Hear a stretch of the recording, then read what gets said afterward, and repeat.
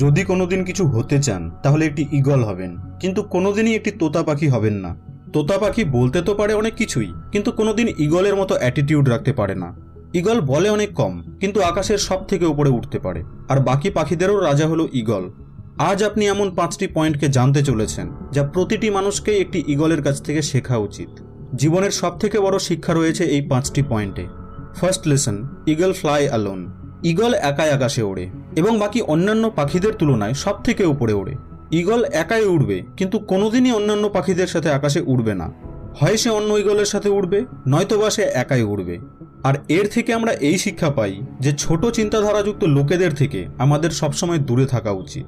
প্রয়োজন পড়লে একাই থাকুন, কিন্তু তবুও নিম্ন চিন্তাধারা ও বিচারধারার লোকেদের থেকে দূরে থাকুন, কারণ এটাই হলো সেই সময় যখন আপনি নিজেকে ভালোভাবে জানতে ও বুঝতে পারবেন। সেকেন্ড লেসন, ঈগলের ভিশন অনেক ক্লিয়ার এবং স্ট্রং হয়।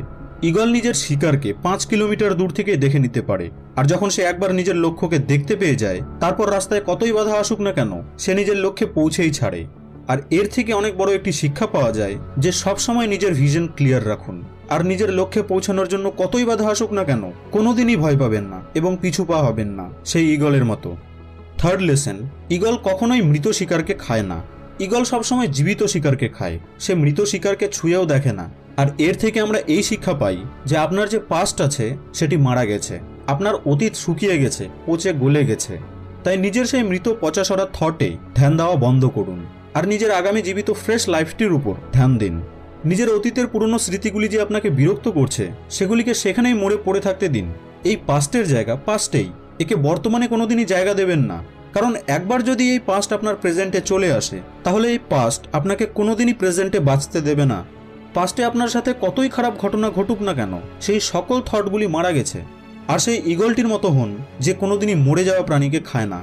ফোর্থ লেসন, যখন ঝড় বৃষ্টি আসে তখন ঈগল খুবই এক্সাইটেড হয়ে যায়।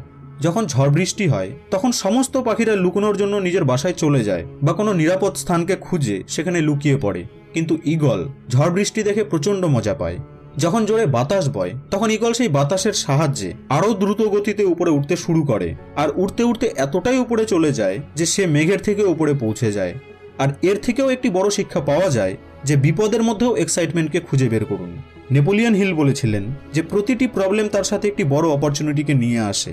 তো সেই ঈগলটির মতো আপনিও নিজের সুযোগকে খুঁজে বের করে নিন, আর যেদিন আপনি সেই অপরচুনিটিকে খুঁজে পেয়ে যাবেন সেদিন আপনার সমস্ত প্রবলেম আপনার নিচে থাকবে আর আপনি সেই প্রবলেমগুলির ওপরে থাকবেন।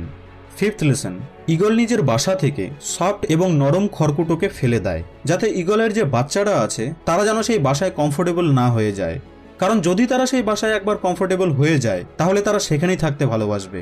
কিন্তু ঈগল কোনোদিনই তা হতে দেয় না। দেখুন, ঈগল একটি পাখি হওয়া সত্ত্বেও এই কথাটি জানে যে there is no growth in the comfort zone, কিন্তু আমরা তো মানুষ, আর মানুষ হওয়া সত্ত্বেও বহু লোক এই কথাটিকে বুঝতেই পারে না।